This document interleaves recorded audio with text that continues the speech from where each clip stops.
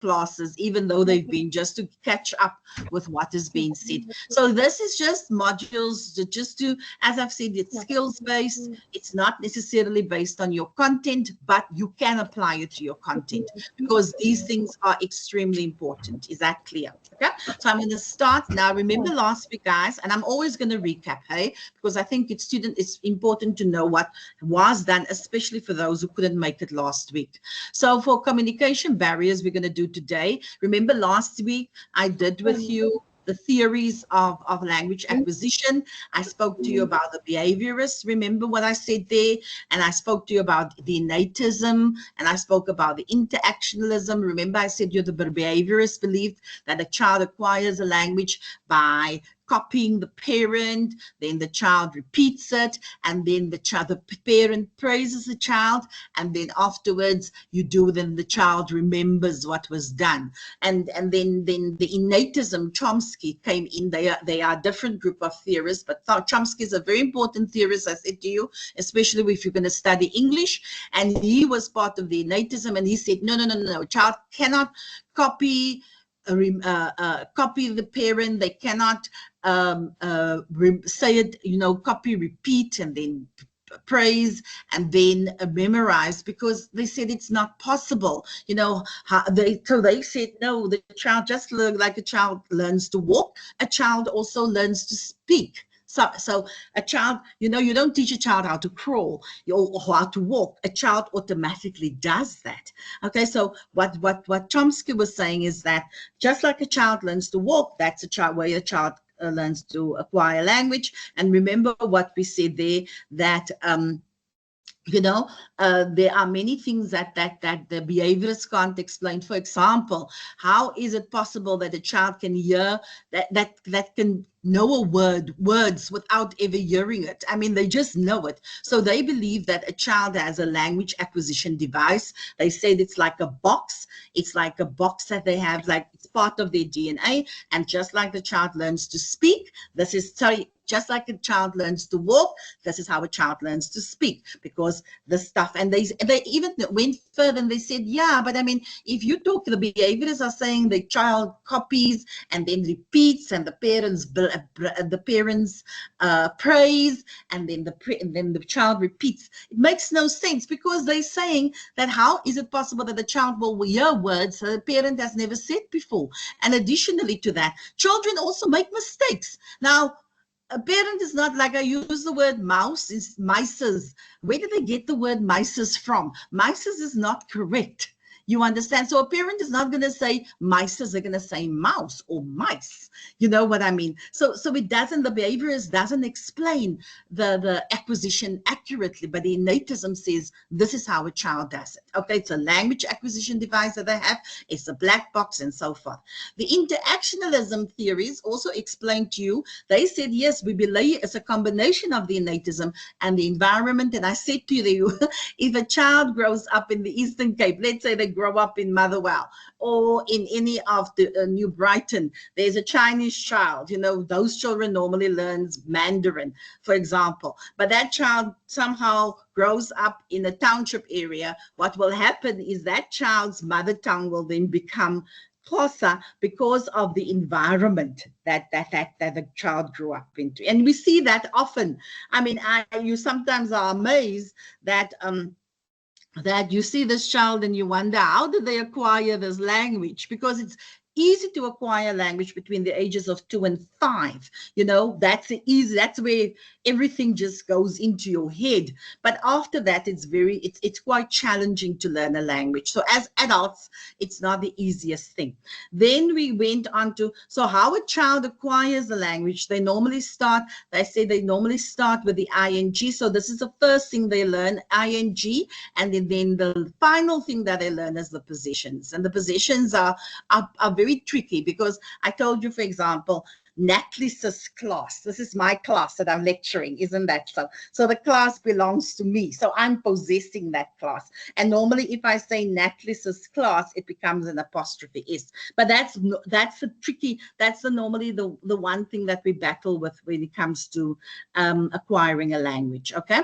So there's a difference between acquiring a language and teaching a language. Now I went on to communication theory, and I said to you that in order for you to be a successful communicator, even when you're going to submit your assignments, even if you're going to read anything, you as a sender must take responsibility, because if you're going to submit your assignment, you become the sender. Is that clear? Okay, and so you must take the initiative. Your audience would be the people, the audience in the case when you submit an assignment is going to be your lecturer or other markers. So they are going to be your audience. Is that clear? Your message will be what the expectations of the assignment is, and then you are going to answer the questions, because the message, if the message says to you that you are going to write on academic essays, then your message, that's a message that you have to give to your audience. You must answer those questions. Is that clear? Okay. The medium that you are going to use, in your case for now, it might be a spoken medium.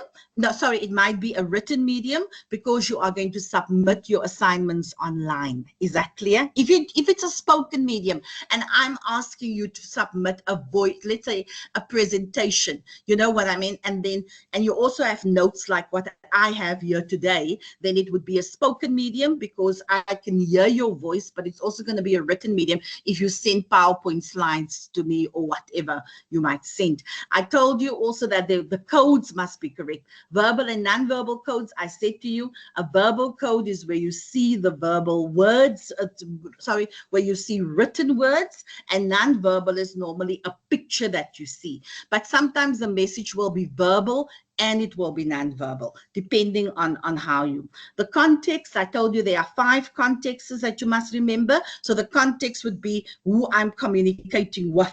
Is that clear? Sometimes it's intrapersonal, into myself, because we do talk to ourselves. I mean, I can be done with this classroom and go out and say, oh, I am tired now after this class, and I'll be speaking to myself. So speaking to yourself is normal.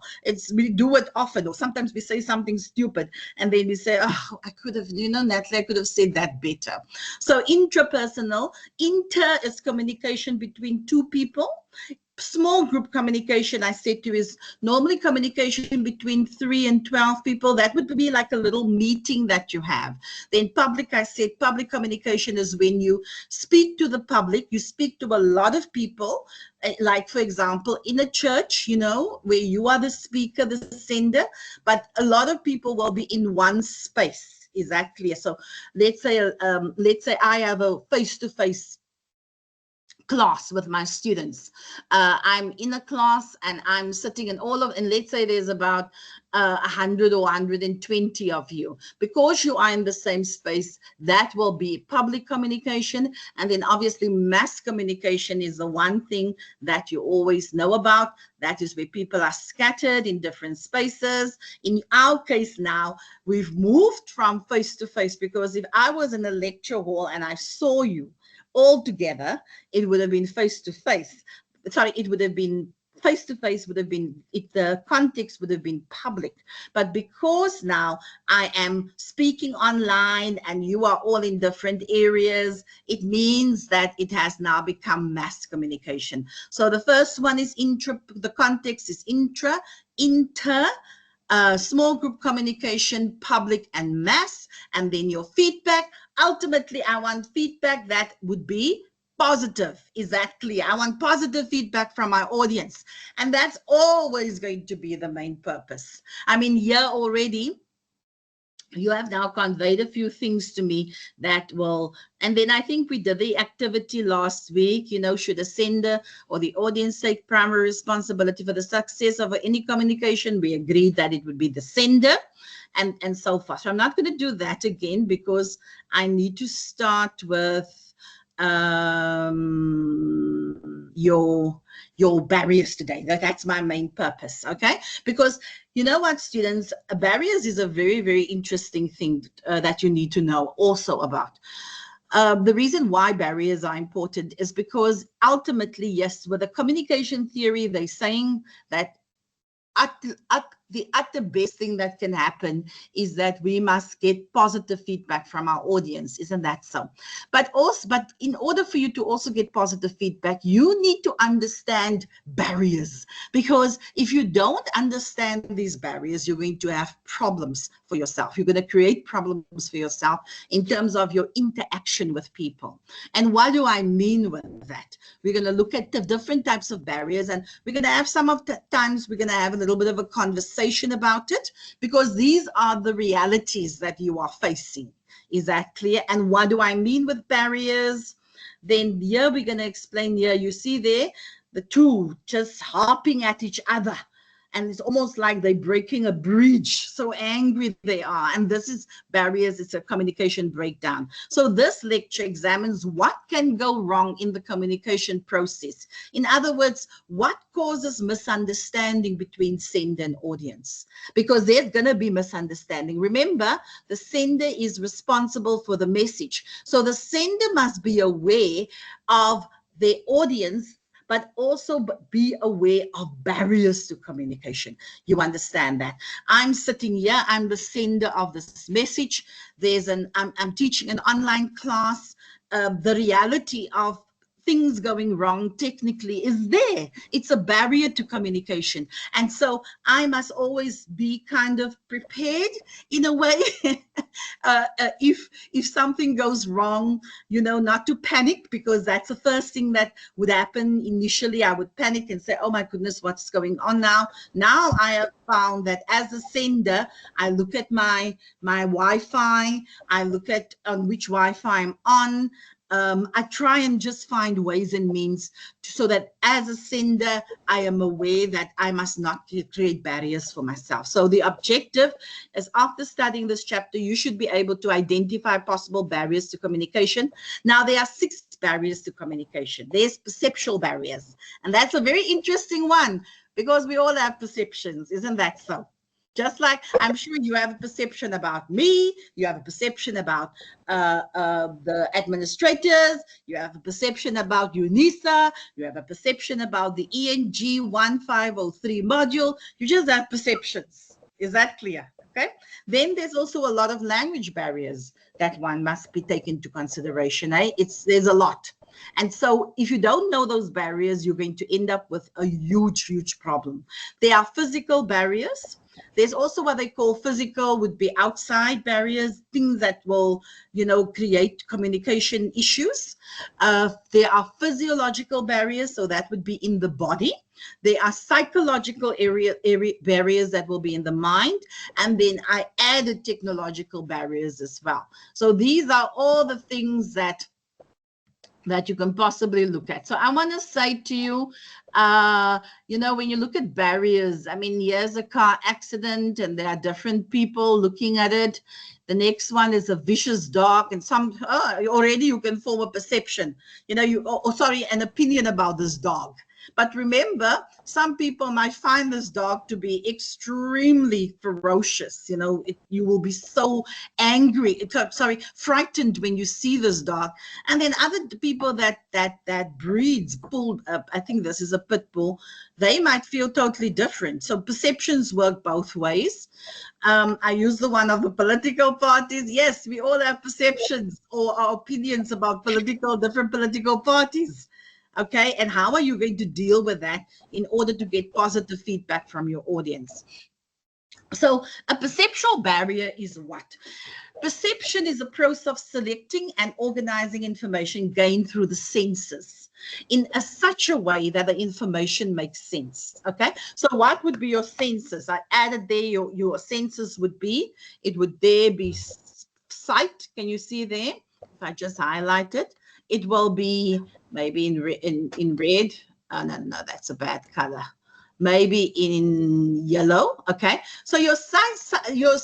Well, your sight is a sense. Sight, smell is a sense. Okay, so what you see, what you smell, what things taste like.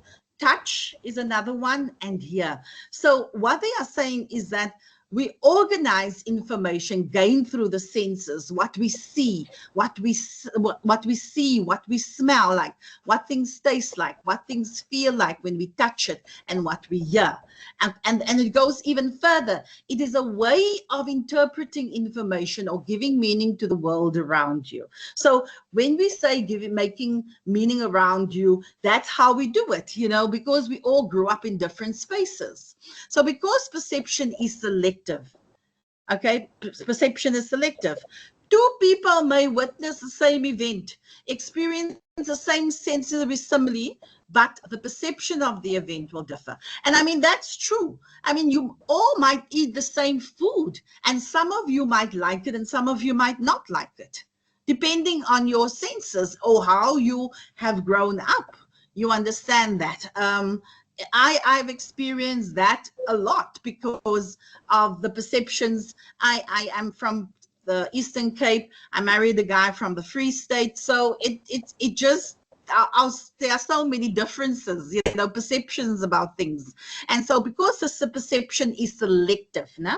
Two people witness the same event, experience the same sensory stimuli.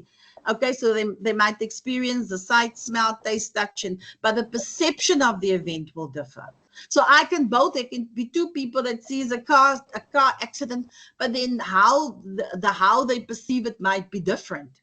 Okay. In fact, perception is unique to everyone in that no two people perceive or interpret communication transaction in exactly the same way.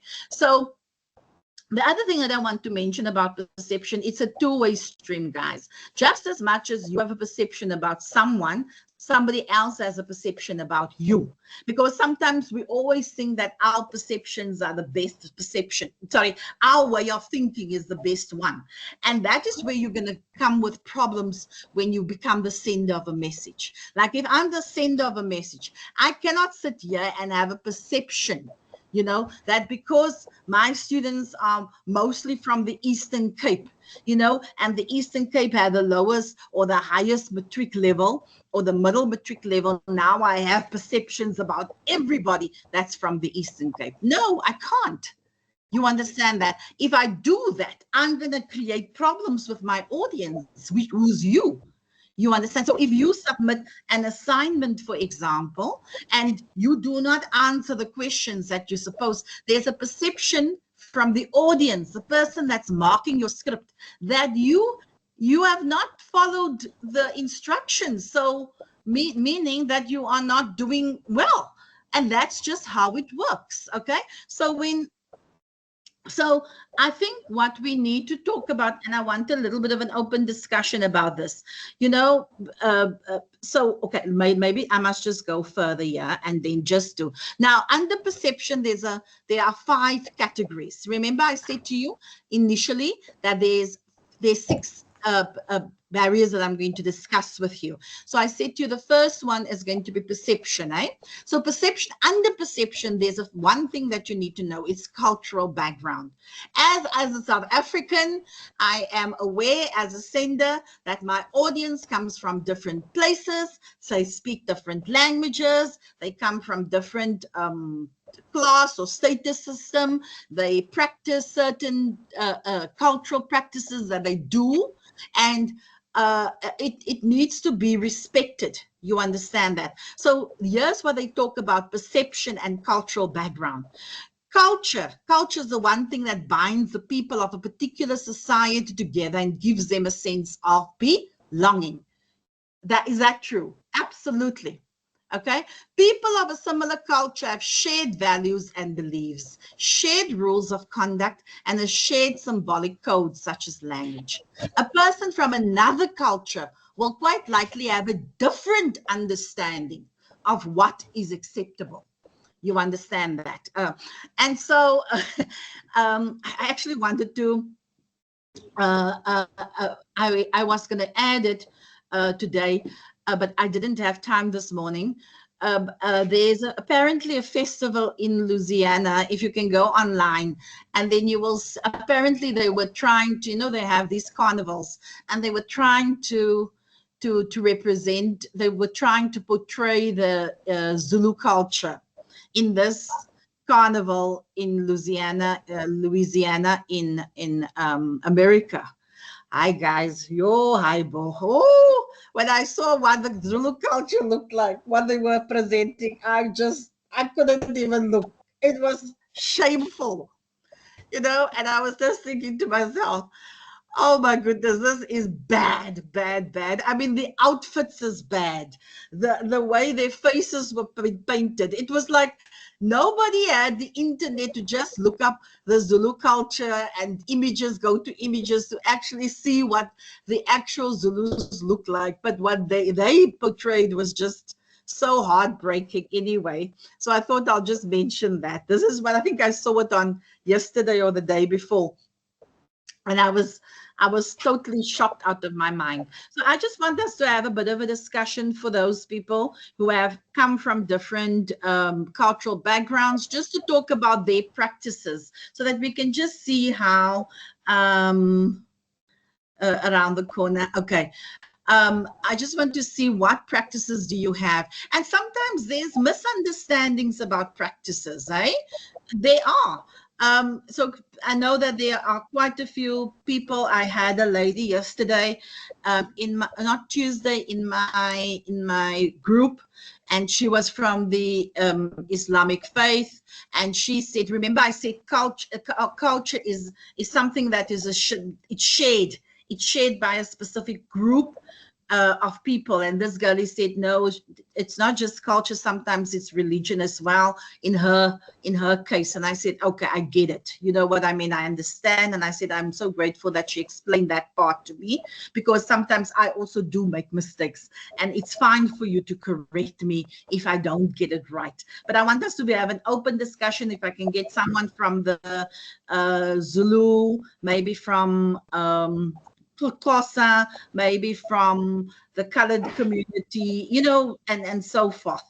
From Tswana, yeah. So anyone who wants to speak, you can just start talking.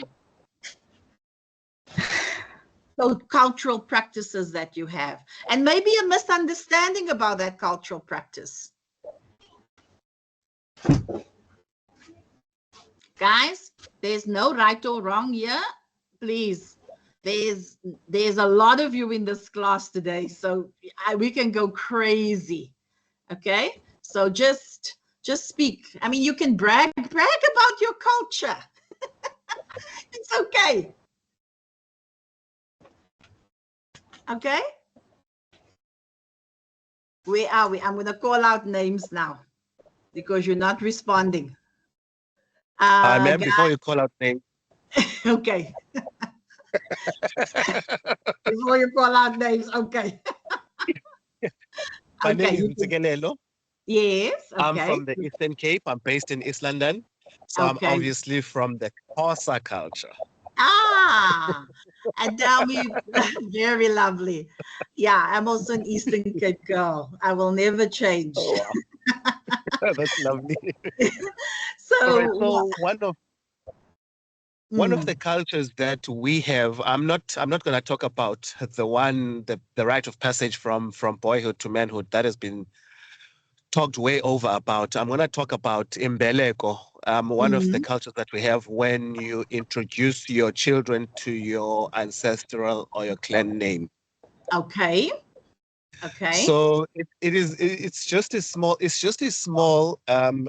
ritual that is done, that is usually done with the family and small family members and friends, close friends that would be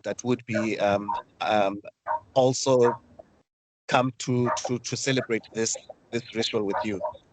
Okay. The significance of the ritual is to introduce the next generation into the clan name. Oh, wonderful. It is to ask for protection, is to ask for blessings from the ancestors. And many others. I think other Xhosa people can also come in and add on on what I'm saying, yes. Yes, I'm so happy you brought in something, because normally the one that gets mentioned is Lobola and umgidi and those types of things. But Yeah, yeah. yeah. So I am glad that you brought this practice in, because it's something that we can all learn from. You know. So you are saying, just give me a minute, students. I'm gonna put the pen here.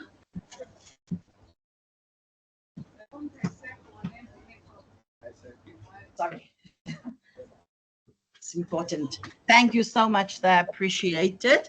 Oh, okay. So anyone that maybe would find that, oh, okay, I don't understand this. So if you as an outside person come in, and then this the culture says that this is how we introduce the clan name to the next generation.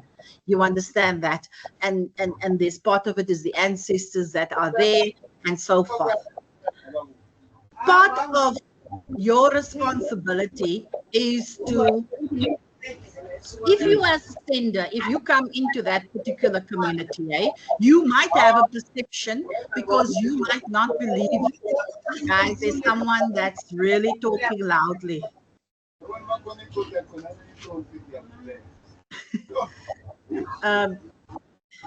Is it Imbeleko? Okay, so Imbeleko. Okay, so if you come in, how anyone else from the Xhosa culture that wants to mention something, or from a different culture? I see I got somebody else somebody else raised their hand, but I couldn't get to the person's name that also wanted to say something. Come, who's that person? You can just speak, students, or raise your hand and speak.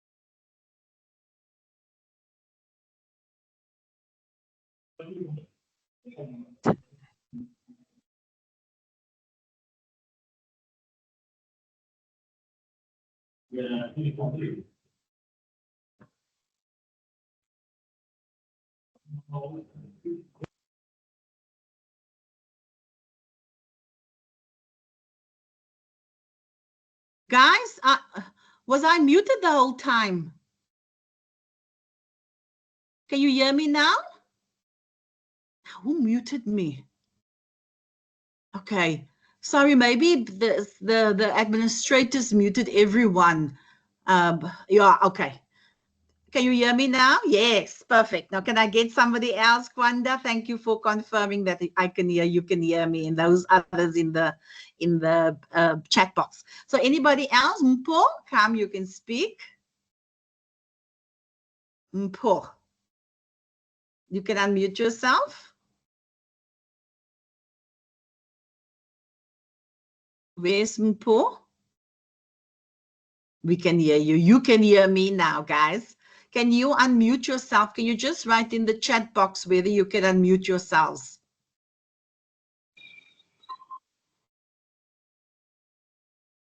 Okay. So, guys, a ceremony where a newborn child is introduced to the ancestral spirit, often on the paternal side. Oh, okay. So someone, Andile, explained it a little bit further, what the other speaker said, that, it's called Imbeleko, and it is actually when a ceremony, Imbeleko, it's a ceremony where a newborn child is introduced to the ancestral spirit, often on the paternal side. So that's a wonderful, thank you so much for explaining that to me, Andile. And so anybody else, guys? There were a lot of people that raised their hands earlier that wanted to speak. You can speak now.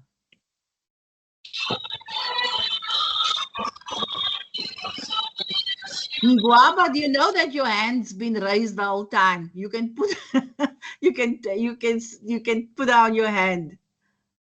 Okay? Guaba. Where are the others?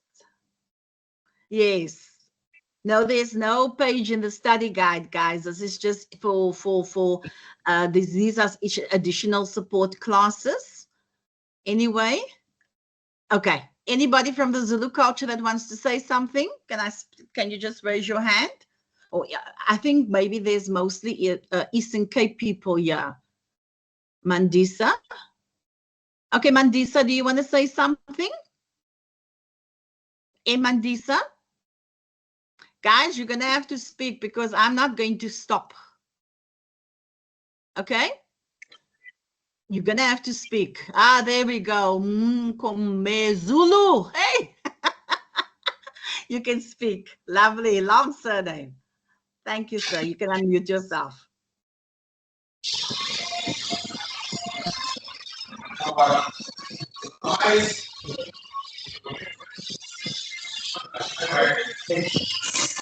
Oh, I'm speaking.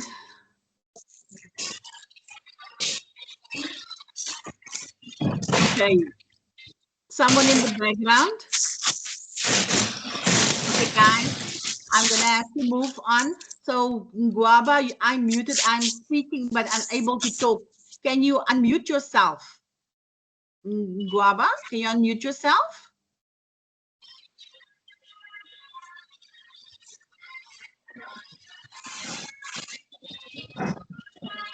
Do we have any Zulu mates? Any? Okay, from any other culture, guys, any other cultural group? I think with the colored community, it's now Easter, so there's also like a group thing that we do on Easter. In every colored community, people are going to make pickled fish. It's we all eat that the whole day on Friday, and we'll have to eat that maybe even Saturday and Sunday. And yeah, that's all we can do. So that's also part of a cultural group. Do we have Zulus? Yes, Zulu mates. Yeah, so that is what the coloreds will do. Anybody else that wants to mention something that will be specific? Guys, I'm going to have to move on, but thank you for those who responded and so forth. I mean, the other stuff that we also have quite a bit of is in the Zulu culture that came up was things like polygamy, where you can marry more than one wife. That's part of the Zulu culture. Koliswa, do you want to say something? Koliswa? Yes, ma'am.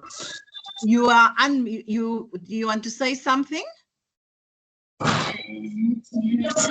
Because you are unmuted.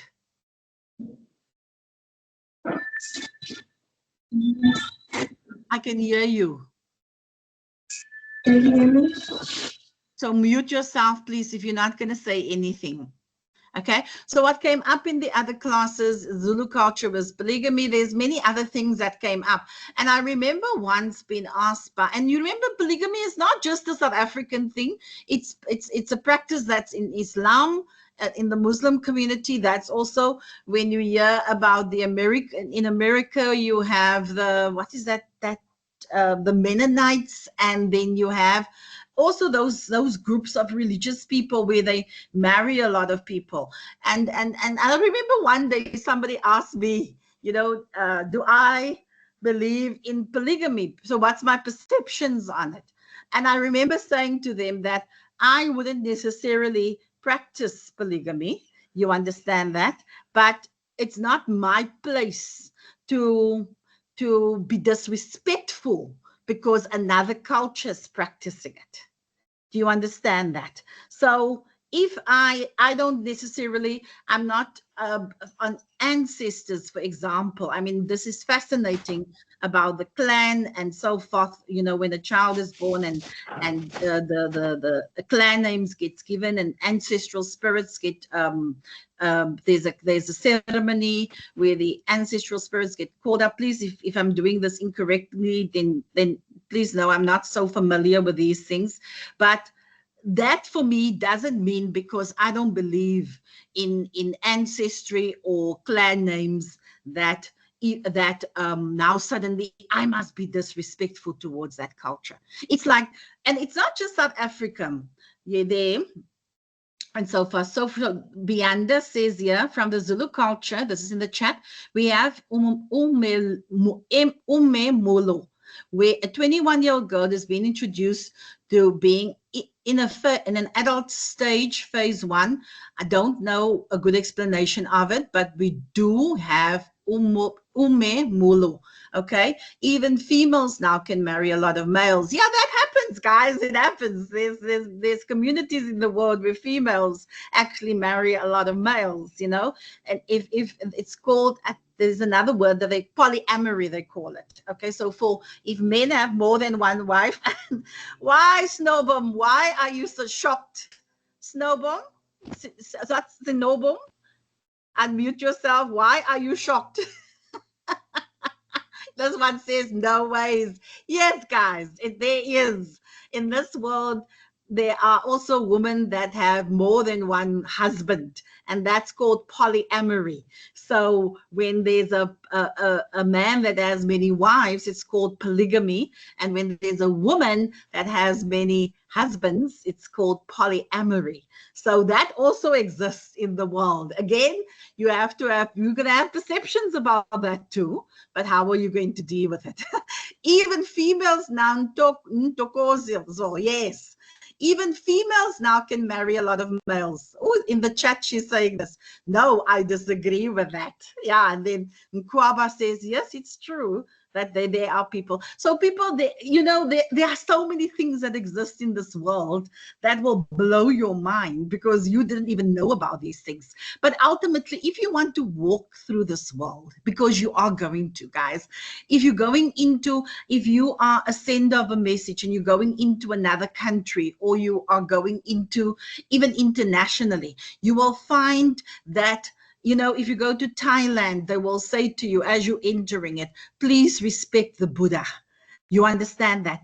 There, it means that you are now in their country. And for that reason, the Buddha is their spiritual that they believe in. And if you go to an Arab state, you must respect the culture of that. When you go to a South African church, a South African indigenous function, you have to respect those functions, because if you want positive feedback from your audience, you cannot have that attitude that this is all wrong and I'm not. No, that it's not. It doesn't work that way.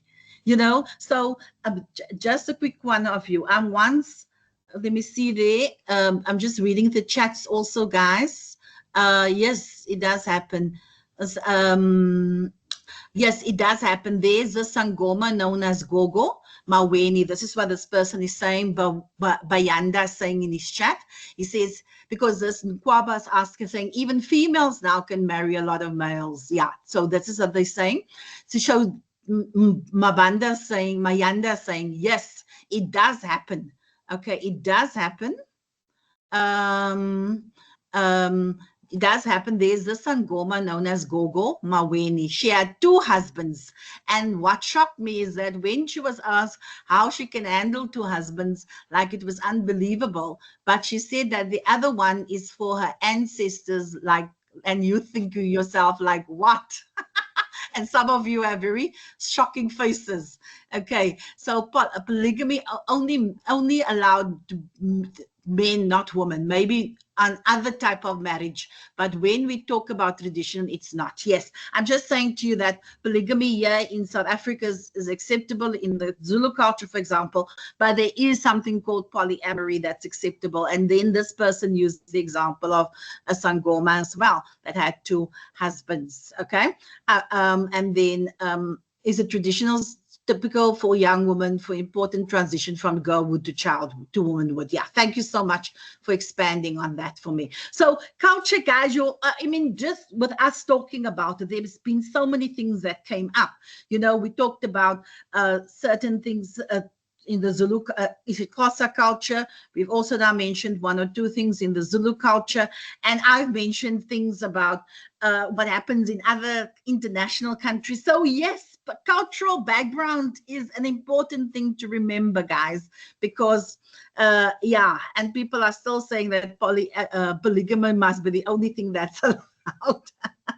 But that's not the case, guys. It's very different in different worlds. So when we are going to go back to cultural background, now the one thing that I want you to take from this is that ethnocentrism is the tendency of people to view their own cultures as being supreme. Yes, we have that, where we think that, and that's the meaning of ethnocentrism. And it's not a good thing, because if you believe your culture is supreme, you meaning that your perception of your culture is the best one, and everybody else's cultural perceptions are null and void. So we must not be ethnocentric. You understand that? So, yeah. Okay, so ethnocentrism is a tendency of people to view their own cultures as being supreme. Cultural stereotyping results from a failure to recognize the individuality of people within a culture. Yes, that's also very important, guys, because, you know, culture is something that's also changing all the time. Sometimes there was a culture that was practiced 100 years ago, but now as time has gone by, things have changed. You understand that? Okay, so when you encounter cultural practices that might seem different to your own, it is important to recognize, appreciate, and respect those cultural practices. In this way, ensuring that miscommunication is less likely to occur. So I was asked the question, do I believe in polygamy? I remember that was a couple of years ago. And I said to the people, I do not, my perception of it is that I do not necessarily would want to marry a man that has other wives. But if that's the culture, I will respect it. If a woman comes up to me and she says to me, hi, Nat, and we talk a little bit, and she says, you know, I'm in a polygamous relationship. My husband has 3 or 4 other wives and so forth. I would say, oh, wonderful. You know, I'm glad that you are happy in your relationship. It's not my place to judge. You understand that? Because I am sure that when that woman looks at me, she also has perceptions about me, because we think perceptions just work one way. No, it doesn't. You understand that? Okay. And I think it was in Monday's class where there was a TV show that the one lady from the Zulu culture also mentioned a few things, a few misunderstandings.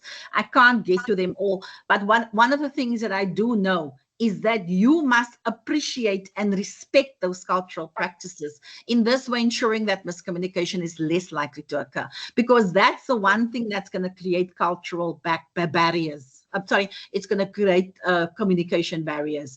So this is because each of us had different life experiences, which in turn affects the way we see the world. Absolutely. We have that different life experiences, that the way we see the world. Okay, and then as it is inevitable that people's perception will differ, you should take the necessary steps to prevent these differing perceptions from causing a communication barrier. So how are you going to respond, you know, or if someone says to you, but, you know, we have this clan with our it's introducing the child to the ancestors, you know, the clan name and so forth. Guys, you can't now go say, but that's so wrong. What's wrong with you people? No, you don't have the right to do that. Okay? I mean, guys, not going to go to the extremes when somebody tells you, like, I worship the devil, and so I'm going to now kill people. I mean, that's now ridiculous. You know what I mean? But culture in South Africa is different, and we have different perceptions about those cultures, but it must be respected. Okay, so the next one, as it is inevitable that people's perception will differ, you should take the necessary steps to prevent these differing perceptions from causing a communication barrier. And that's something, guys, that's extremely important. Okay. And then the next, under perception, remember the first one was cultural background. Now the second one is past experiences. We all have had different past experiences. As you are sitting there in your different places, I can't assume that, wow, all of you are going to be the same, and you all are the same age, and you're all first year students, and that, no, I can't. Some of you are married, some of you are single, some of you don't have kids, some of you have children, some of you are in different places, some of you are in Tobeja, some of you are in Makanda, all these other places. But at the end of the day, as a sender, I must realize past experiences. And what do I mean with it? So perception is learned through experiences. It's learned. We all have had experiences. I've had experiences, and I know that there are certain things that those experiences given me a certain perception. So no two people have identical experiences. So people will perceive the same situation in different ways. For example, someone's unpleasant experience with a dog may make him or her always perceive dogs as ferocious, untrustworthy creatures. True. Okay. Other people might have pleasant experiences with dogs. So due to your past experiences with dogs, you might have certain perceptions. And that's true also. As when we talk to people and somebody tells you, that they've had a bitter past experience with a dog, you can't tell that person, oh no, all dogs are lovely. They just look at them. They are the cutest thing. And all you can think of is a dog looking like this. And I'm thinking to yourself, how the hell is this person, how is it possible that this person can expect me, that has almost been bitten by a dog looking like this, and then obviously other people will find dogs to be all cute and fuffly, but even these ones can be dangerous, guys. If you've had bad experiences with dogs, that's just the way it works. Okay, so we also, number 3, that we must also remember under perception is selection. Okay, we select different things. You select that which you want to attend to, usually what you either expect or are familiar with. For example, if you are keen on soccer or rugby, you will select media stories about these two sports.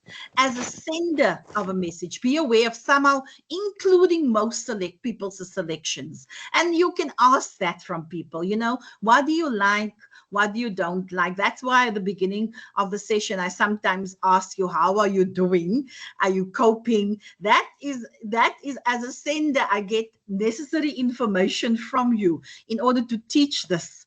Because, and so, yeah, as a sender, ask questions, don't just say to yourself, because I like soccer and rugby, therefore everybody is going to like it. No, you must select things that everyone might be interested in. So Maslow is also another under perception. There's also this thing called Maslow hierarchy of needs. So we'll just call it needs. We all have different needs, but I like looking at Maslow's hierarchy of needs.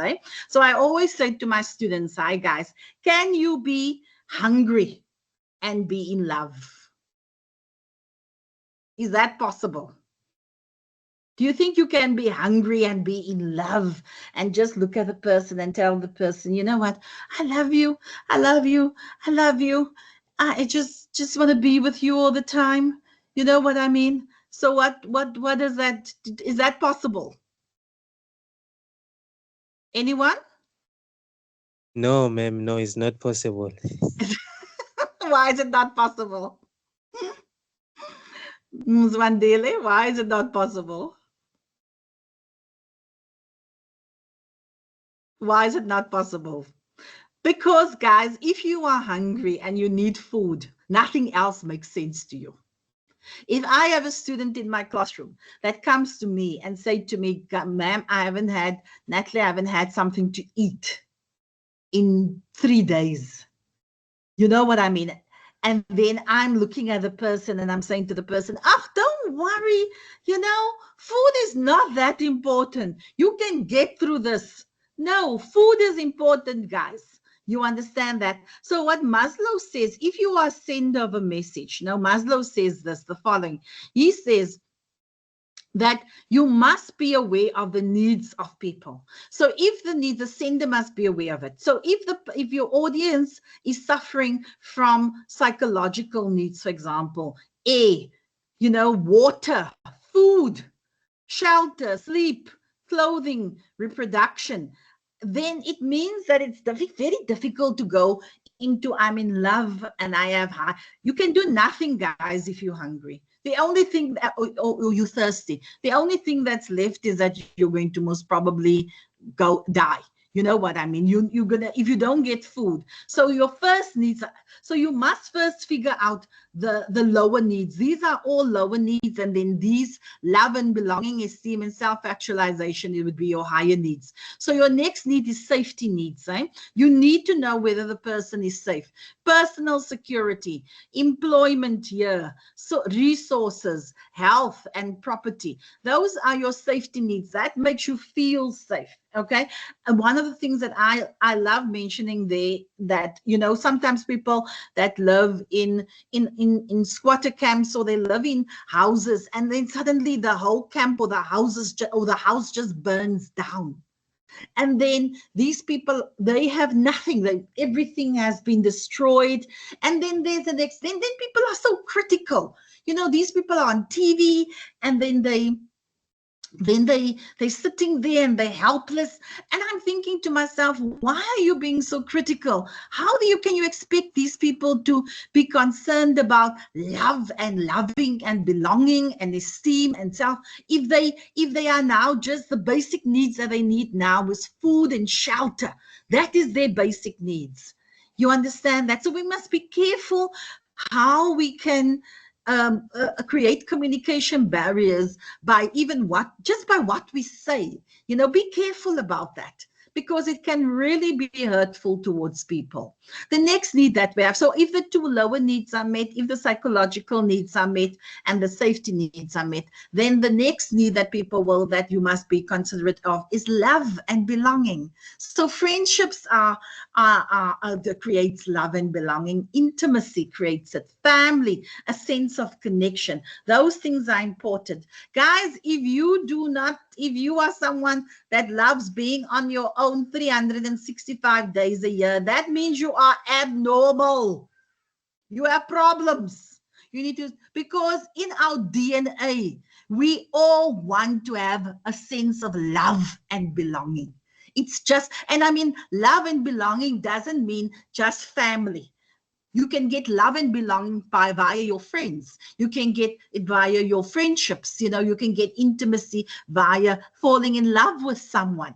You know what I mean? You have family that you can find love and belonging, a sense of connection with somebody, whether it's on WhatsApp or WhatsApp groups or something, but you must have that. And when that need is met, then you're going to have to, Maslow says there's esteem needs, so the need for respect.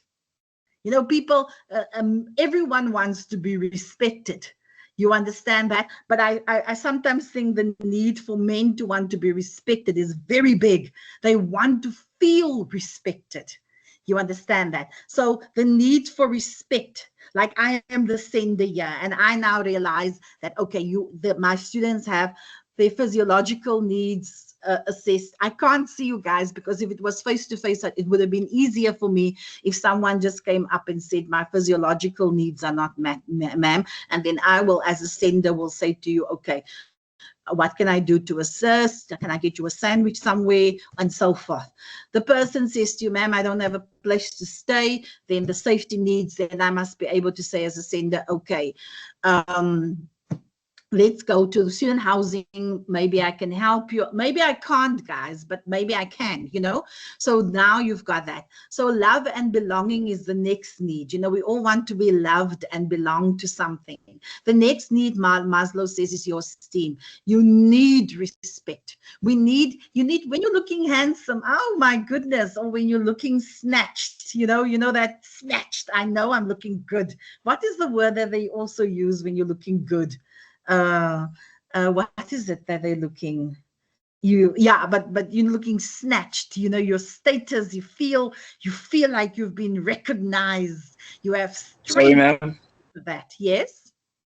Is there a slide that is more visible? Oh, is it? I can open this one. Is that better? It hasn't opened yet. You see, my slide share keeps on giving me these problems, and I'm going to have to take this computer in because I tried checking it. Okay, so can you see selection there on the screen? Can you see Maslow's hierarchy of needs on the screen? Yeah, I can see the hierarchy of needs with the pyramid. It's so hard to read and follow you. Is it hard? In what way? Because it's now on what's his name mode. Is it for everyone, this problem, guys?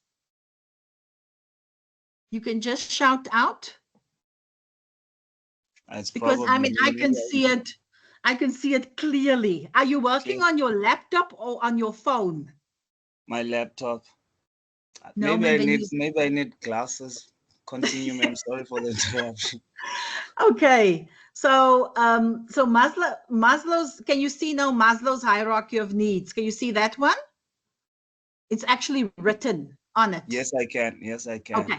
So I've now opened the slide share. I know sometimes I don't open the slide share, students, because sometimes I type, then I will go in and out of the slides, but it's fine. Maslow's hierarchy of needs. You are influenced by your physical and psychological needs. That's true. Physical means, you know, the need for water and food and so forth. Your psychological needs would be your more.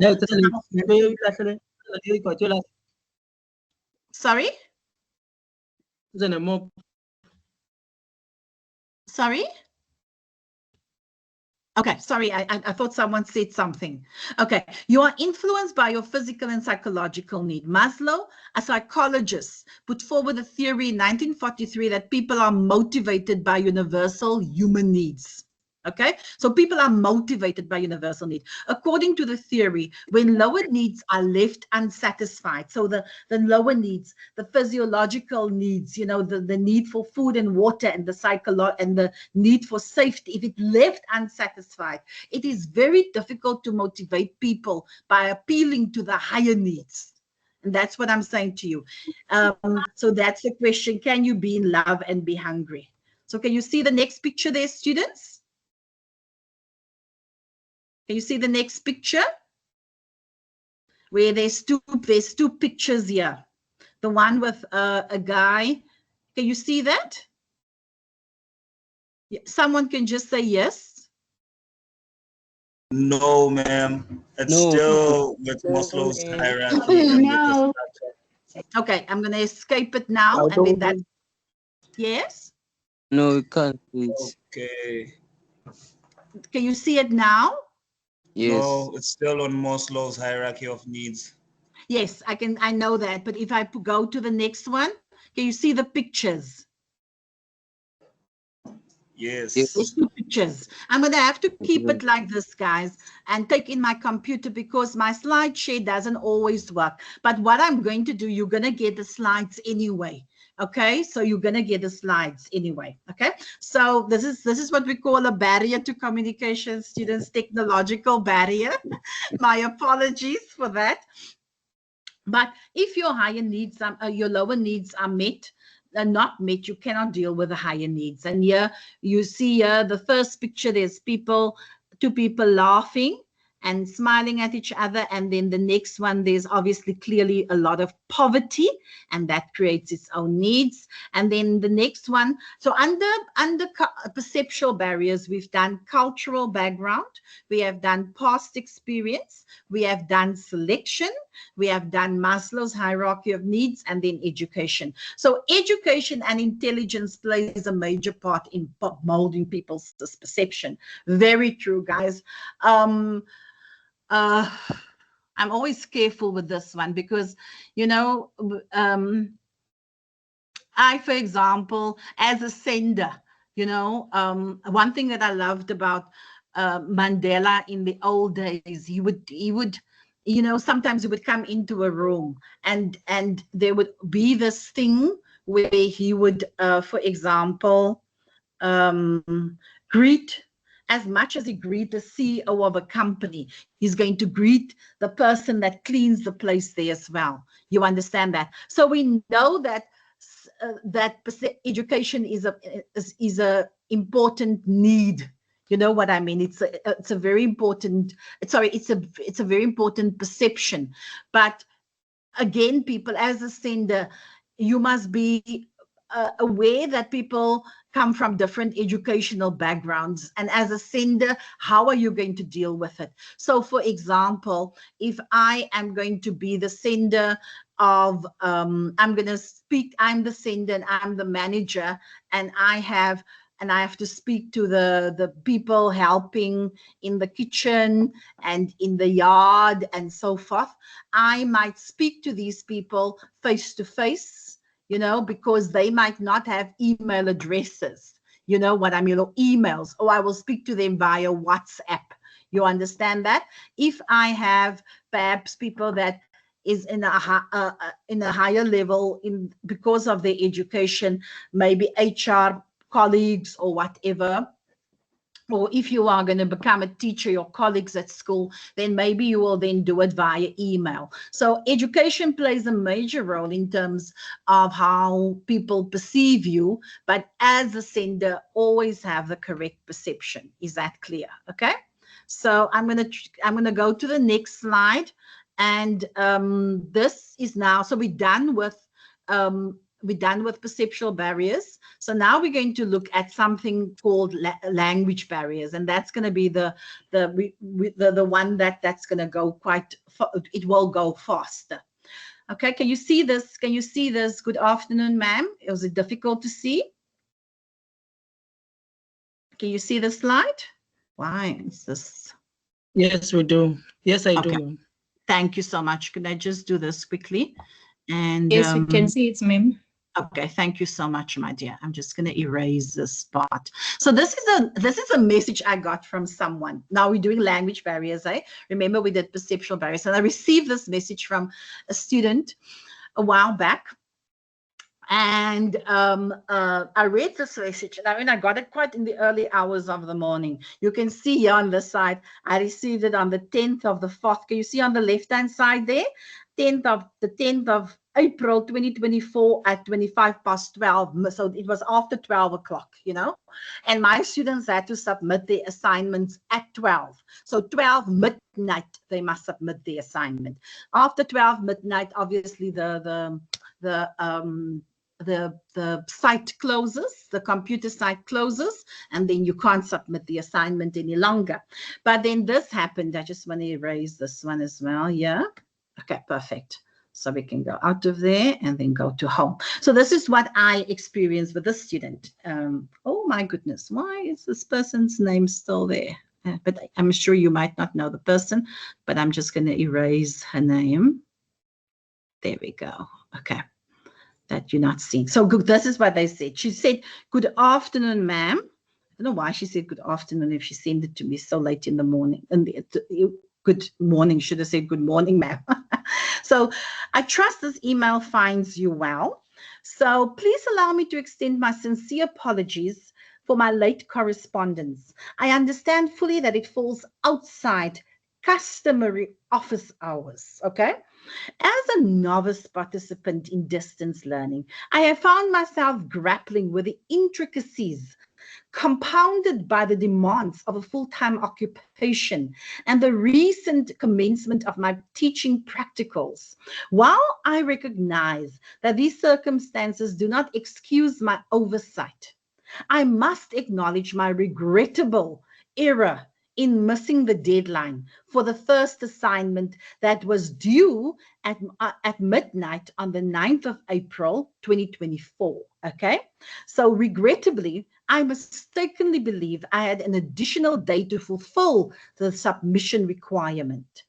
Upon reviewing the technical specifications outlined in the assignment instructions, I observed that allowances for late submissions are outlined. In light of this, I am compelled to inquire whether it might still be possible for me to submit the assignment by April the 10th, 2024. I wish to emphasize that my commitment to academic integrity has been unwavering throughout my educational journey, spanning both my secondary and tertiary studies. Missing a deadline is not a regular occurrence for me. In truth, it has never occurred before. It is not my usual standard, and I am resolute in ensuring it remains an isolated incident. Any guidance or leniency you might afford in this matter would be immensely valued. I offer my assurances that such an oversight will not recur, as I strive for vehement dedication to academic excellence. Your consideration and cooperation in this matter are sincerely appreciated. Kind regards. Then the person left her name. So when I read this, how did you feel about this email? Students, how did you feel about it? How did you feel? Did you feel that it was well composed? Yes. What did you say there, Sipelele? Yes, yes. That's well composed. It is well composed. Okay, yes. That's what you said. Anybody else? Ma'am, I feel like she was so, I don't know if she or he, but yeah, honesty and responsible. Responsible. Okay. Anybody else? Anyone else that has an opinion? You can be. It can be the same as what do you say? Yes. Her diction made her seem more understandable. Her use of words made it like. Okay. So you were impressed with the fact that she used these lots of big words and so forth. Not necessarily impressed, but it sounds more believable. Okay. Thank you. Thank you so much. Is it Ako, hey? Yes, ma'am. Okay. May I also? Yes. May I also add the choice of words she used? Mm-hmm. It's outstanding. It's outstanding. Okay. Now, you would not believe it if I had to give my opinion about this letter, and I read it, and I thought to myself, why did she use all these words? She could have just said to me, this whole thing could have been condensed. Okay. I think sometimes, guys, please allow, we need to be very careful. We have as students this understanding that if we use difficult words, that your audience is going to be so impressed with you. But let me teach you today as a communication specialist that's speaking here now. You don't need to use difficult words. She could have said to me, "Good afternoon, ma'am. I trust this email will find you well. That's up. Please allow me to extend my sincere apologies for my late submission. I understand fully that it falls outside. Customary is a beautiful word, but you could have said normal office hours. That would also have been acceptable, guys. What I'm getting at is that when you are a sender of a message, you need to take your audience into consideration. And the word that I want you to always remember in your brains from now onwards is that clarity is more important than anything else. Okay, so for me, when I said as a novice participant in distance learning, you could have said, you know, as a first-time participant in distance learning. That would have been okay. Novice and first-time is the same meaning of the word, hey?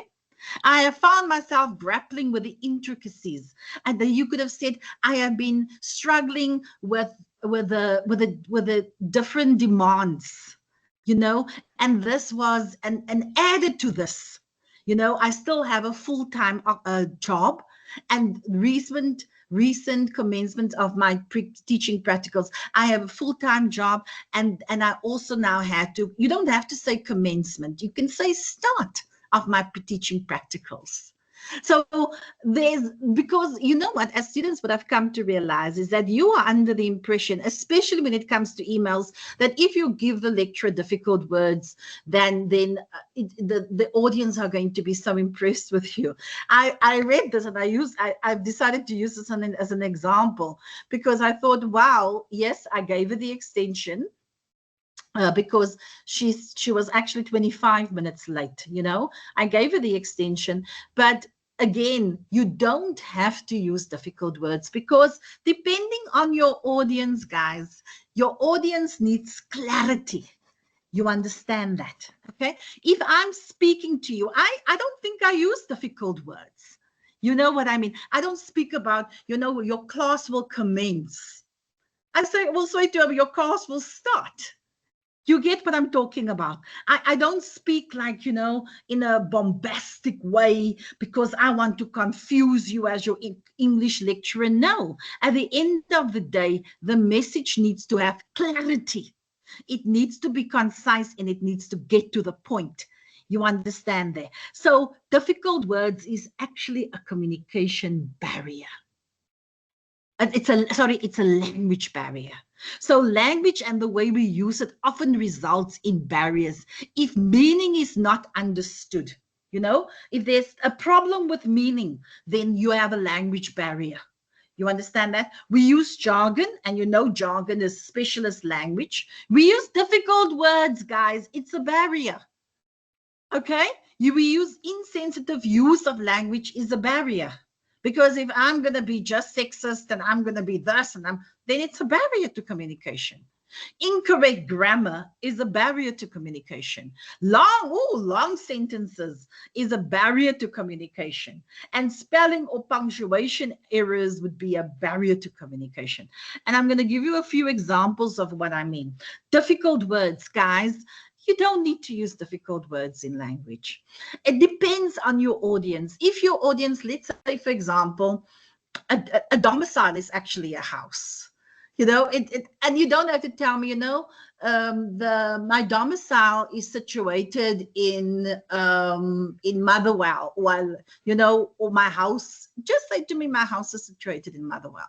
I don't even, if you domicile is actually a jargon word. You know, it relates to the law.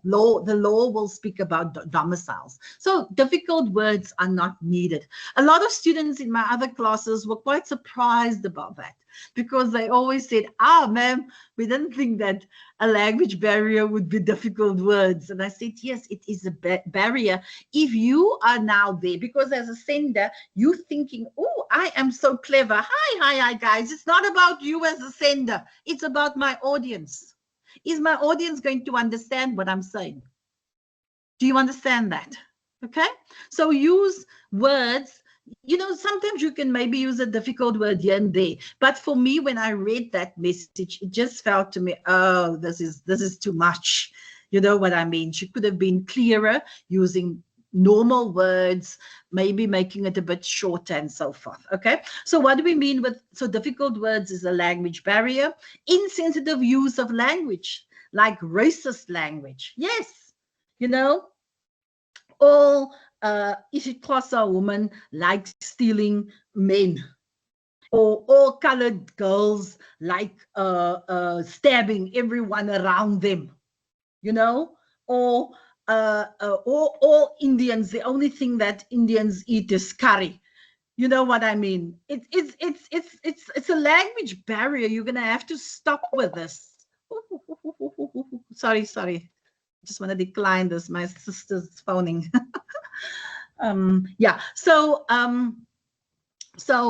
insensitive use of language. So yeah, racist language that you use, sexist language, ageist language, like for example, like lighty, boyky, girly. You know, those things are very, very, for me, it's insensitive. I mean, I don't even like calling the lady that helps me as my maid, for example, or I will say to her that she's my helper. You know what I mean? I would say to her that Wait, she's can I ask a question, ma'am? yes. How Yes. is it rude to call a maid a maid? How is it? Rude to call a maid a maid. I this is for me, guys. No, it's a personal thing for me. For you, some people call their maids, for example, a girl, you know, or they call it a boy. Um, if you are comfortable in using maid, for example, you know, because that's what it refers to in policy documents and so forth. But for me personally, because I'm very sensitive to how I use language as a language practitioner, I prefer calling it my helper. But if you call someone, for example, a girl, I would have an issue with that because some of the people that helps us are actually grown women. You know what I mean? And now in the past, we would call them a girl or a boy. And that's so wrong in every man. So to answer your question, because I've been asked this before, you're not the first one that asked me this. Why would I say that a maid would be non-acceptable? For me personally, I just prefer calling them a helper. But if you call them a girl or a boy, then it's a very different story. And I'm not sure whether I'm answering your question. No, ma'am, you kind of did answer it. It's Yeah, just, so you're basically saying it's just uncomfortable for you. it's uncomfortable for me as a language practitioner. That's very sensitive to language. You understand that, All okay? right. So there's a situation currently, I don't know if you've heard about this, where, you know, maybe that's what would fall under cultural barriers more than anything else. And I forgot to mention it, there's a guy that's a YouTuber, you know, he streams content, and he went to the Philippines. This is like now, happened this week.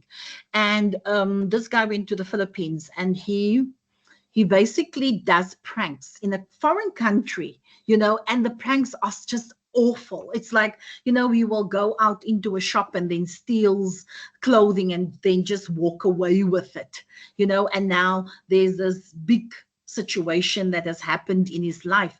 And so these senders or content creators doesn't understand that their audience do not find their contents or their pranks funny.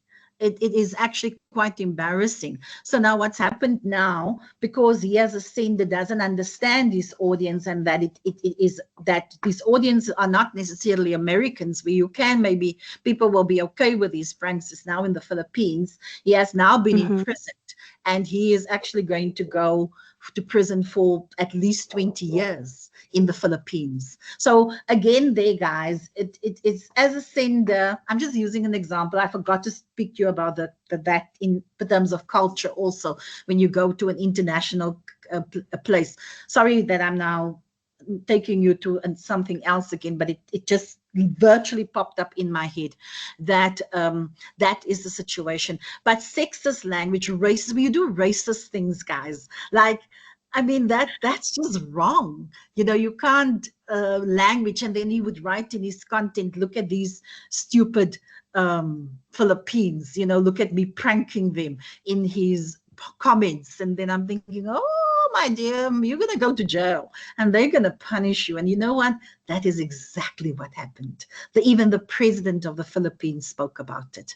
So be careful how you move when it comes to racism, sexism. Sexism especially because you know what? We as women sometimes believe that it's only sexism is only when men are sexist. No, it's sometimes we women can also be sexist. Okay? So for example, I used something that came up in my head.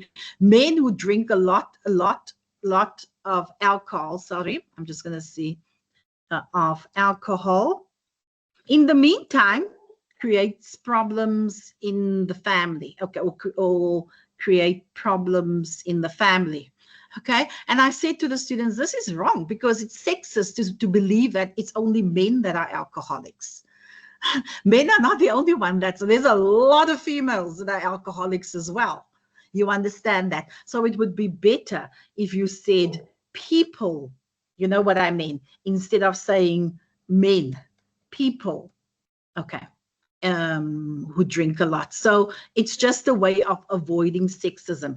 A few years ago, we also had a situation where these Metro FM speakers were also just making comments, very racist and sexist comments, you know, about like the example, you know, it's known that all, they said it's known that all Xhosa women steal men. It's known that all Zulu women, you know, are just, they don't make good housewives. It is known that all age, and these guys had to apologize because this was like so insensitive use of the language.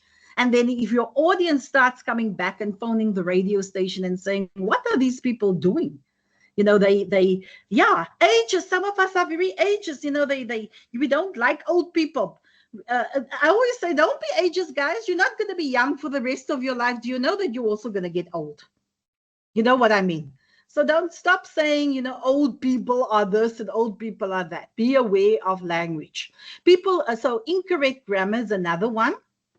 It's a language barrier. So we have difficult words, insensitive use of language, and then incorrect grammar is another one. Concord errors. If I say I are happy, then gender, he is a woman. Oh, I should have not, because this one can create so many problems for me. Let me take that one out and not use that example. Sorry about that, guys. But concord errors. I are should have been I am happy. I are happy. What happens if you as a sender saying I are happy? I mean, that's not the best example to use, but I should have been I am happy. What happens is that the person that's marking your script, the audience, is now going to have to stop and say, here's a language error again. Okay. And we don't want that. Long sentences. Guys, a sentence should be 15 to 18 words. If you have long sentences, it means that you are losing clarity. If you find that your word count is like 60, sorry, it goes to 30 and longer, and then you must say, I mean, some people write an entire paragraph without a full stop in between. And then I'm thinking, I'm going to have problems understanding what this person is saying. So it must be 15 to 18 words long. If it's not that, then you use transitional devices. So for example, I would say Natalie Adams is teaching the ENG1503 class on a Wednesday, on a Thursday from 12 o'clock to 2 o'clock. And she also will be teaching another class from 7 o'clock to 5 o'clock tonight, as well as another class this side. And then she will be doing this and then. That's too long, guys. You are going to create problems for yourself. Okay. So you have to put what they call a transitional device. And what is a transitional device? It's actually words that you use. That's going to make life a little bit easier for yourself. Okay. So for example, I will have a word. I would be saying Natalie teaches the ENG1503 class on a Thursday from 12 o'clock to 2 o'clock. In addition, she will also be teaching the ENG1504 class from 5 o'clock to 7 o'clock tonight. Okay. Natalie also, she will then you add on. So you add on transitional devices. So we're going to look at spelling errors. Please, people, spelling errors is a barrier for language. If people make if you can't spell properly, what happens is that your audience again is going to have to stop, underline, and write the correct spelling. Okay, punctuation errors is guys, this is the one that a lot of us struggle with. Okay, so here we have a sentence. This sentence has exactly the same words. Exactly, can you see that? Woman without her man is nothing. The second meaning, woman without her man is nothing. So can someone perhaps, so it's 1, 2, 3, 4, 5, 6 words. The first sentence, the second sentence is also 1, 2, 3, 4, 5, 6. Exactly the same words. Can you see there, guys? Okay. So can you see the difference between the first sentence and the second sentence, the meaning? Can anyone tell me the difference of the meaning there? Anyone that wants to try? The difference of the meaning of those two sentences due to the punctuation errors, the punctuation of errors, but due to the difference in punctuation. Sipalele, do you want to try? Yeah, I'll try, ma'am. So the first one is a woman without her man is nothing. The second one is the woman as a woman is talking. That without her man, yeah. Yeah. So she's without her man, without her man is nothing. Oh, so the woman without her is the man is nothing. It's a beautiful difference, eh? You wouldn't even think about it. Yeah, we have exactly the same words. You've explained it perfectly. I'm very happy with what you've said. So the first one he said was that a woman, there it says woman, without her man is nothing. Okay, but the second one says woman, then there's a colon. So the colon indicates that the woman is now going to speak, because a colon normally happens when you have a dialogue. Okay, so the woman is now speaking, and the woman is saying, the colon, without her man is nothing. So there's a huge difference there, and it's interesting. Same words, exactly the same number of words, but the what's his name, the error, the because of punctuation. And then that obviously information overload can also be a language barrier. If someone is given too much information at once, they might get overwhelmed and miss key points. Okay, so far we've just done communication barriers. So then there's these other 3, 4 that I'm going to do is going to go much faster, because the big one is actually the perceptual barrier. That's the big one that you must never forget. And then obviously the second one is your language barriers that you must remember. Okay. Then the next one is physical barriers. So physical barriers, guys, is what's happening in your physical environment. Okay. So for example, you saw my phone went off, and so a phone, I can actually add here, phone ringing. You know what I mean? A phone ringing can also be a barrier, because it means now my concentration level is going from you guys to the phone, and then I must I'm as a sender, I must now come back to, okay, where were we? So small lettering is definitely a barrier to communication. If you write something and it's written to small letters, it's really a problem. And even letters that are so big, or those people that scratches when they write. Oh, guys, that's me. I am very aware that I have a terrible handwriting.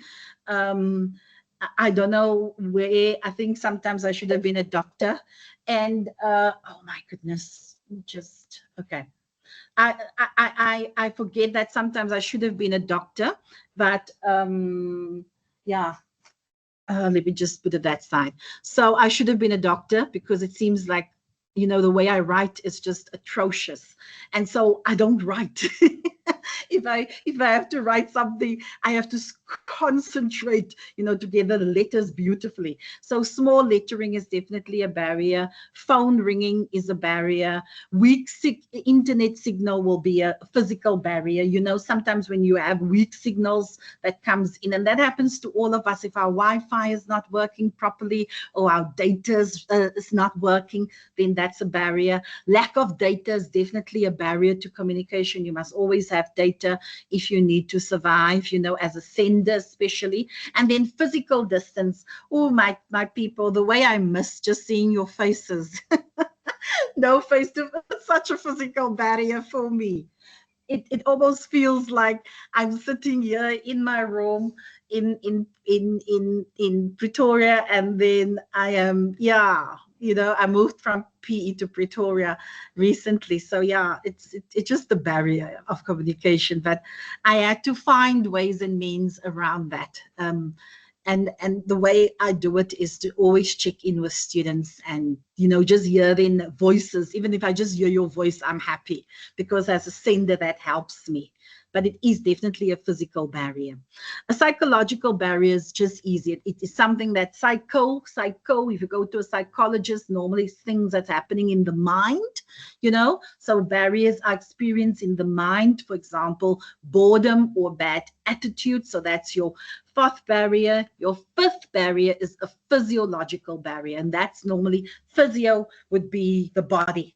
Okay, so physiological barriers are experienced internally. It's in the body. These are physical disabilities or health issues that affects communication. For example, hearing loss can be a physiological barrier. Speech disorder, okay, vision impairment, fatigue or illness can make it hard for someone to communicate effectively.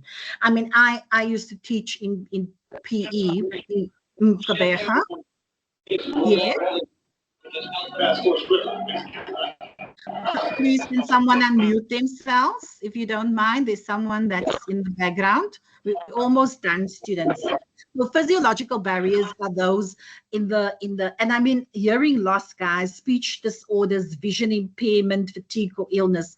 I've had situations when I was lecturing that there would be a person that has, for example, a vision impairment, they're dealing with issues of blindness or partially blind, or they have issues with hearing loss. And they would come into my classes. And I mean, I remember the first time this happened, the disability unit didn't even inform us as lecturers that they're now sending us students that are battling with hearing loss or vision impairment, are blind.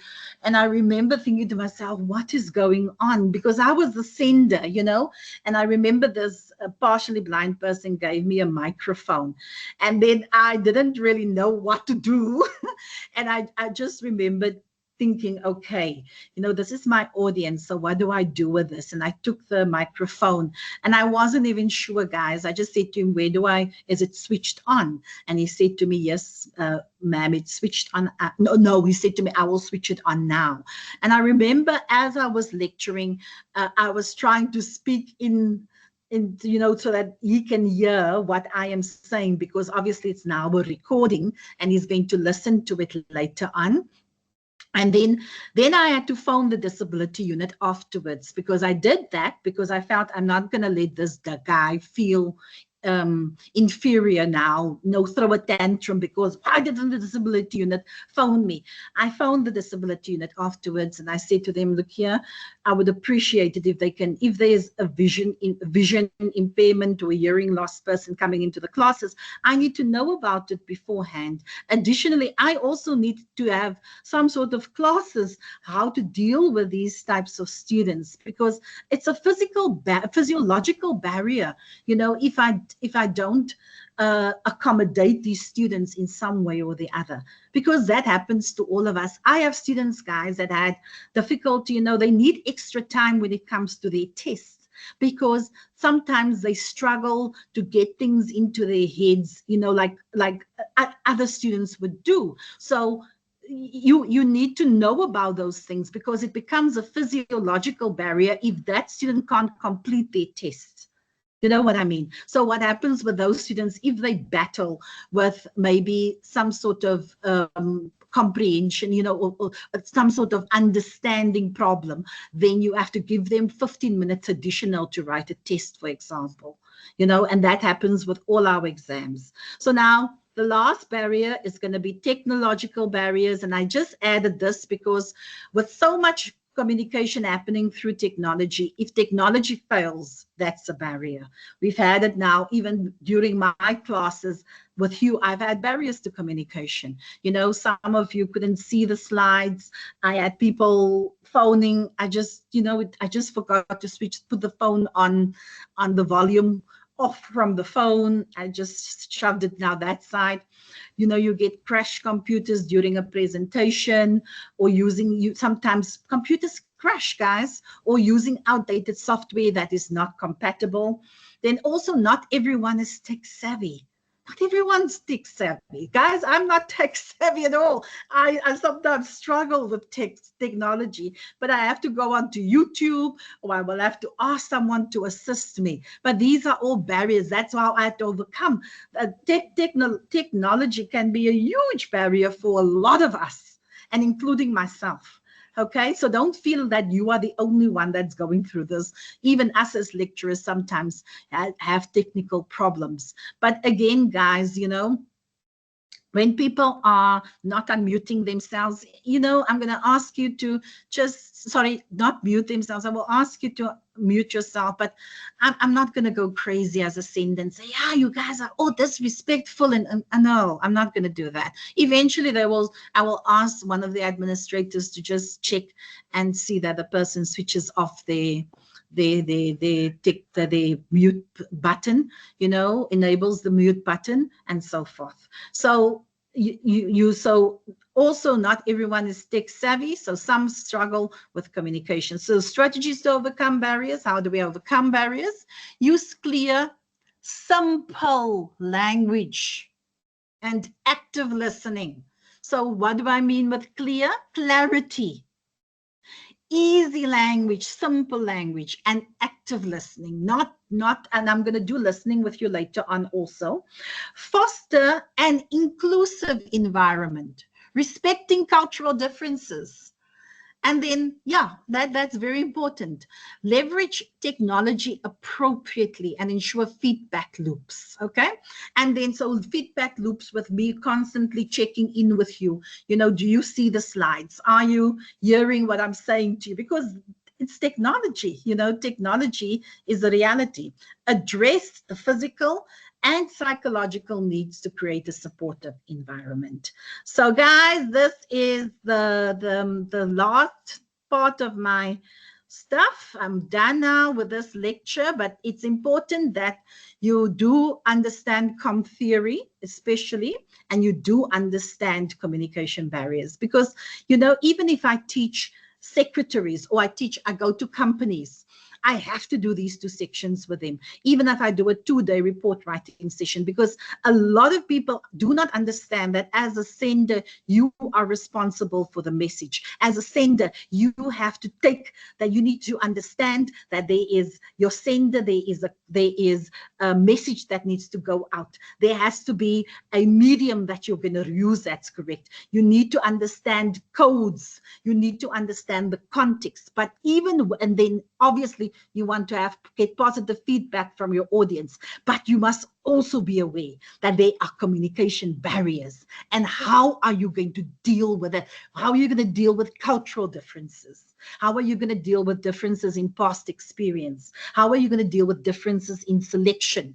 How are you going to look at the needs of people, Maslow's hierarchy of needs, and the educational differences? How are we going to look at language barriers? How are we going to look at physical, physiological, psychological, and finally, technological barriers?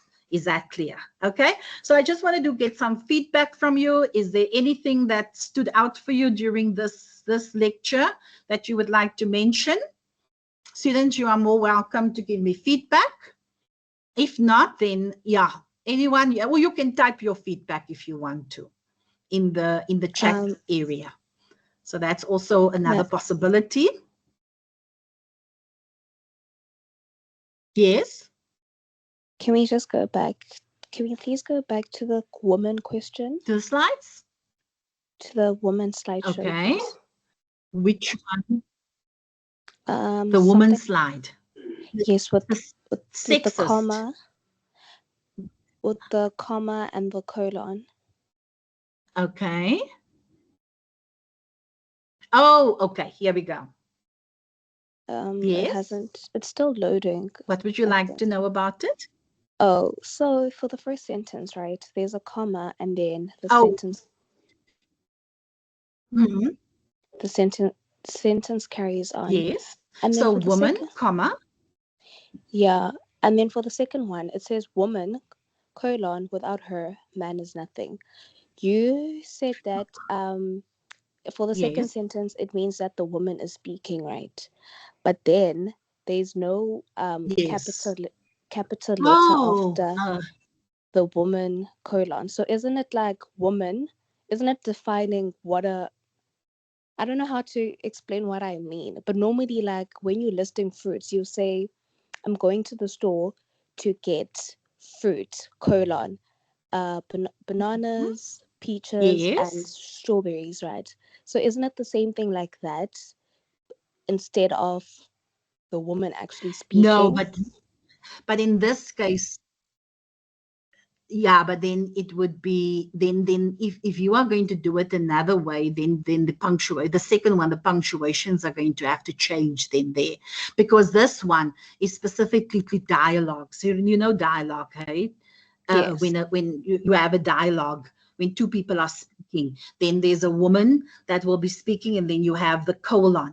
So in the second one, the woman is actually speaking. And how do you know that? Because of the colon that you see there. You understand that? So she is saying, without her, comma, man is nothing. You understand that? Yes. So do we just excuse... I don't know if I'm explaining it to you. Give me the example. Do we just excuse the Yeah. no use of the capital letter? For the, do you want the capital letter? Yeah. Like, yes, because that's why I I'm was not confused. Okay. Okay. So the capital letter, yes, because after after a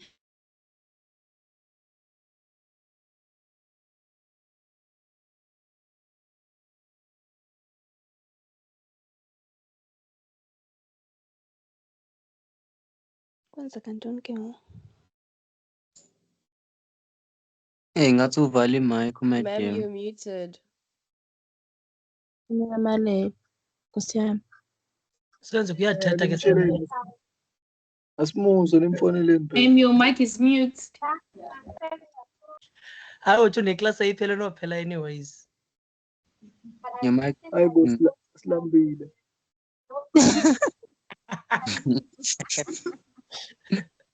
Hayi kathi akakuboni.